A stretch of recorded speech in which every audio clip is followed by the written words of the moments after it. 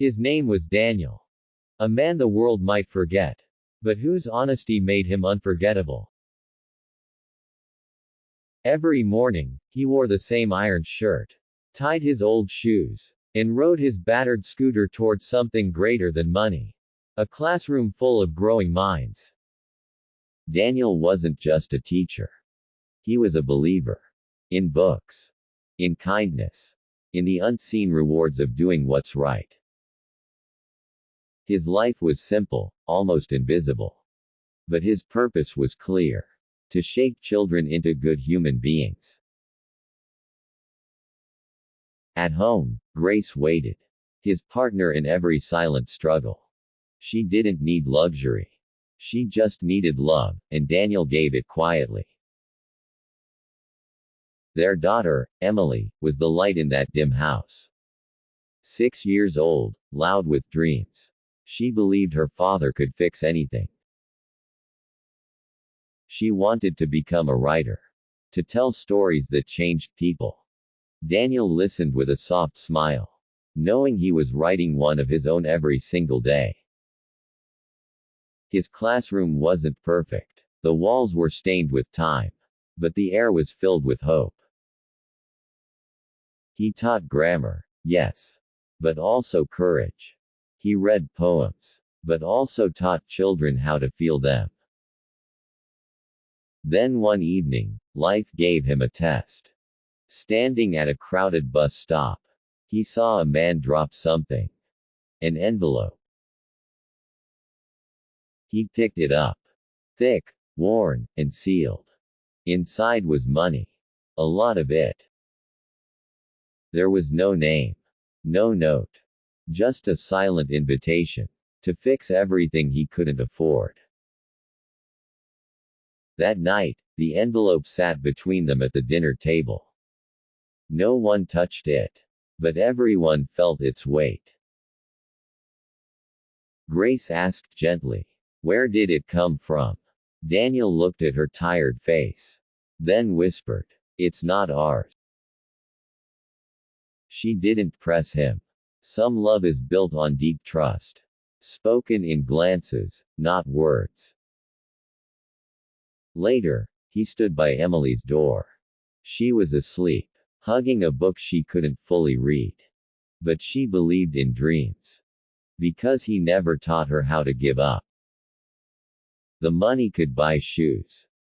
A new fan. Medicine for Grace. But it could also cost him his peace. The next morning, Daniel walked into school. With something heavier than his bag. He went straight to the principal's office. He placed the envelope on the desk. "I found this. It doesn't belong to me," he said, his voice steady but humble. The principal was stunned. People don't return envelopes like that. But Daniel did. Because he still believed in honesty. Not just as a lesson, but a way of living. 2 days later, a man came to the school. His name was Mr. Raymond. He had dropped the envelope. He never thought he'd see it again. He asked Daniel, "Why did you give it back, when you needed it?" Daniel smiled. "Because I teach children truth. And I want them to believe me." A week passed. Bills remained. So did the creaky fan and leaking tap. But something arrived that changed everything. A letter. From the Raymond Foundation. Emily's education, fully sponsored. Grace's treatment, covered. A new classroom library, in Daniel's name. Daniel read the letter twice. Not for the words. But for the feeling that someone had noticed his goodness. That day, Daniel stood alone in his classroom. Sunlight poured in through broken blinds. He picked up the chalk. And wrote what he truly believed. Be honest. Not for applause. But for the peace that follows you home. There was no crowd waiting for him outside.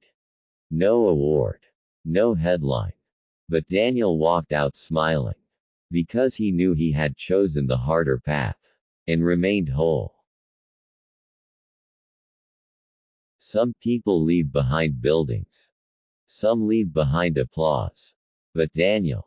He left behind belief. That honesty still lives in quiet places.